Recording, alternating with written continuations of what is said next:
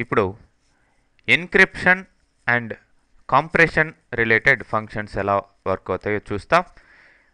Encryption functions డేటాని encrypt చేసేదానికి ఉపయోగపడతాయి. అంటే సెక్యూరిటీ పర్పస్ మనం నార్మల్గా ఇచ్చిన టెక్స్ట్ని లేదంటే స్ట్రింగ్స్ని ఎన్క్రిప్షన్ ఫామ్లో డిఫరెంట్ టెక్నాలజీస్ యూజ్ చేసి వాటిని ఎన్క్రిప్ట్ చేస్తాయి అన్నమాట.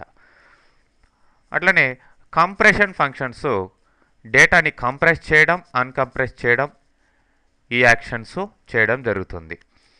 మరి ఇక్కడ first AES encrypt and AES decrypt ఈ రెండు ఫంక్షన్స్ ఉన్నాయి. ఇవి స్ట్రింగ్ని ఎన్క్రిప్ట్ చేయడం, డిక్రిప్ట్ చేయడం జరుగుతుంది. బట్ ఇక్కడ ఎన్క్రిప్ట్ చేసేదానికి వాడే స్టాండర్డు ఏఈఎస్ స్టాండర్డ్ అనమాట. అడ్వాన్స్డ్ ఎన్క్రిప్షన్ స్టాండర్డ్ అల్గరిథంని యూజ్ చేసి ఈ యొక్క ఎన్క్రిప్షన్ డిక్రిప్షన్ అనేది చేయడం జరుగుతుంది. మనం ఎగ్జాంపుల్ చూసినట్లయితే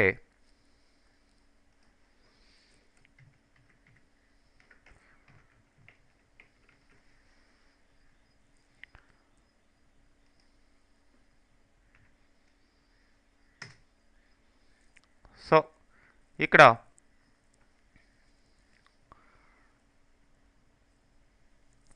ఏఈఎస్ డిక్రిప్ట్ చేస్తున్నాను ఎన్క్రిప్ట్ చేసిన పాస్వర్డ్ని. సో టెక్స్ట్ అని నార్మల్గా రావడం జరిగింది. అంటే మీరు ఇంకా చెప్పాలంటే సెలెక్ట్ ఫస్ట్ ఎన్క్రిప్ట్ చేయండి.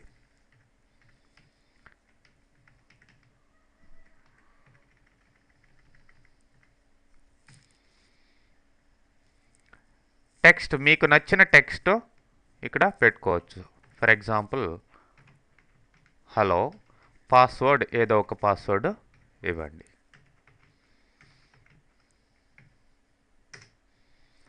దాన్ని హలో అనేదాన్ని ఎన్క్రిప్ట్ చేయడం జరిగింది ఏఈఎస్ అల్గరిథం ద్వారా. మరి దాన్ని ఈ విధంగా ఎన్క్రిప్ట్ చేసిన దాన్ని డిక్రిప్ట్ చేయడం అనేది మీరు ఇట్లా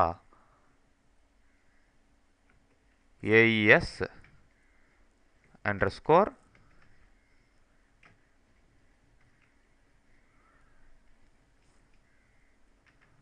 డిక్రిప్ట్ అనిచ్చి ఈ ఎన్క్రిప్ట్ చేసిన దాన్ని డిక్రిప్ట్ చేస్తారు. సో పాస్వర్డ్ ఏంటి?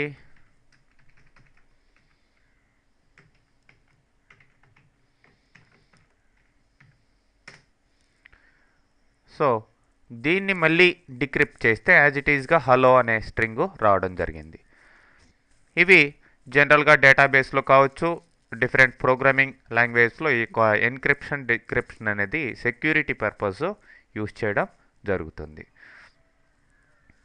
ఇదే విధంగా కంప్రెషన్, అన్కంప్రెషన్ ఈ రెండు కూడా డేటాని కంప్రెస్ చేయడం ఎలా, అన్కంప్రెస్ చేయడం ఎలా అనేటివి చెప్తాయి. ఫర్ ఎగ్జాంపుల్ ఇక్కడ కంప్రెస్ని యూజ్ చేస్తున్నాను.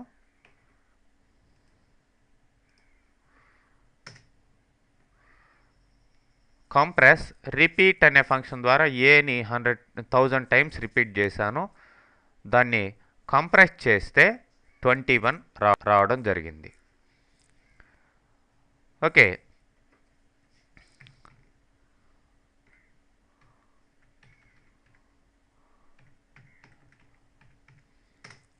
ఇప్పుడు చూడండి దాని లెంత్ ఎంత? 1000. అంటే కంప్రెషన్ లేకుండా ఆ యొక్క ఏని 1000 టైమ్స్ రిపీట్ చేస్తే దాని లెంత్ 1000 వచ్చింది. బట్ కంప్రెస్ చేస్తే దాని లెంత్ 21 వచ్చింది. అంటే మెమరీలో సైజుని తగ్గించడం అనమాట. ఇదే అన్కంప్రెస్ అనే ఫంక్షన్ ద్వారా మనం కంప్రెస్ చేసిన దాన్ని అన్కంప్రెస్ చేయొచ్చు.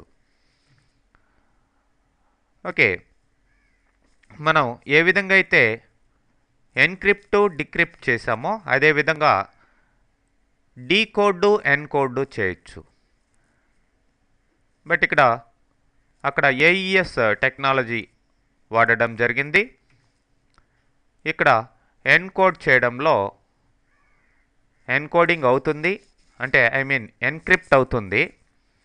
But this function returns A binary string of the same length of the original string. అది ఎన్కోడ్ ఎన్క్రిప్ట్ చేసిన సేమ్ లెంత్ అనేది ఉంటుందన్నమాట.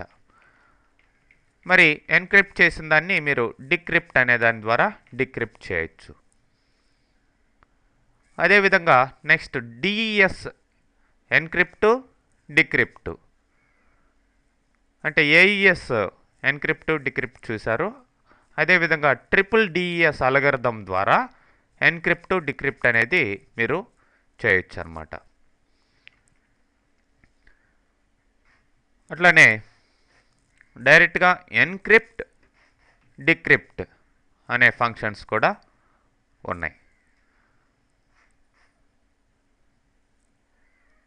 String encrypts the string using Unix crypt system call and return a binary string. చూడండి,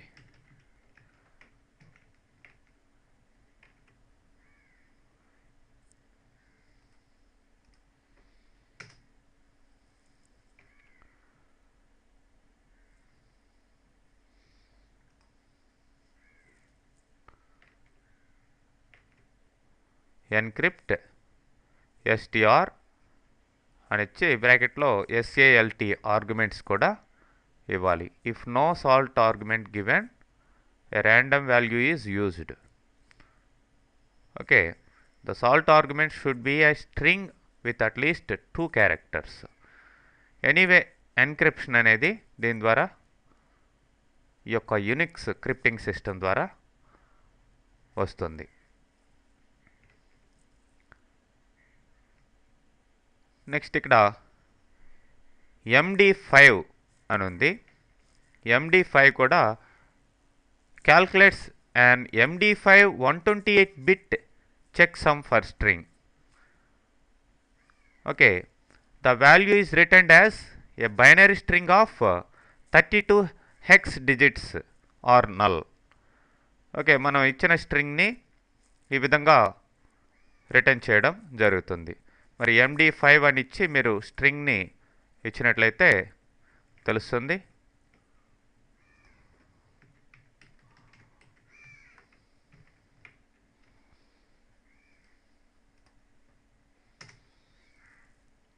ఈ ఫార్మాట్లో ఇది రావడం జరిగింది. బట్ ఆ ఫార్మాట్ ఏంటి? The value is returned as a binary string of 32 hex digits. 32 hex digits ఫార్మాట్లో రావడం జరిగింది.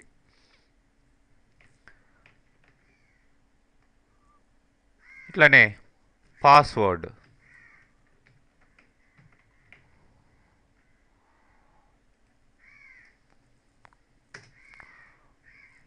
ఈ విధంగా మనం ఇచ్చిన స్ట్రింగ్ పాస్వర్డ్ ఫామ్లో ఇట్లా జనరేట్ కావడం జరుగుతుంది.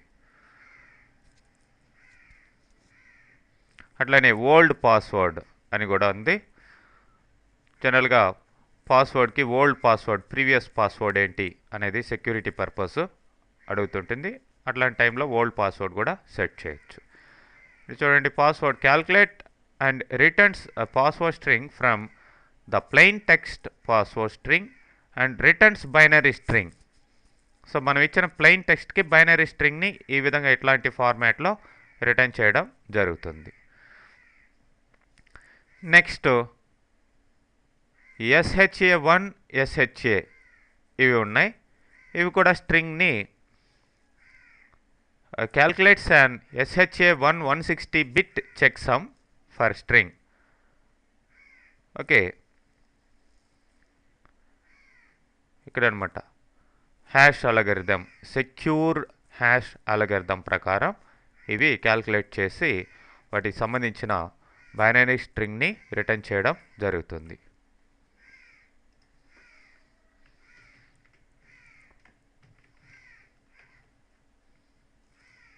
మనకి ఏ టైప్ ఆఫ్ జనరేషన్ కావాలి అనే దాన్ని బట్టి ఈ డిఫరెంట్ ఫంక్షన్స్ని మనం సెలెక్ట్ చేసుకోవచ్చు, ఏ టైప్ ఆఫ్ సెక్యూరిటీ కావాలి అనే దాన్ని బట్టి.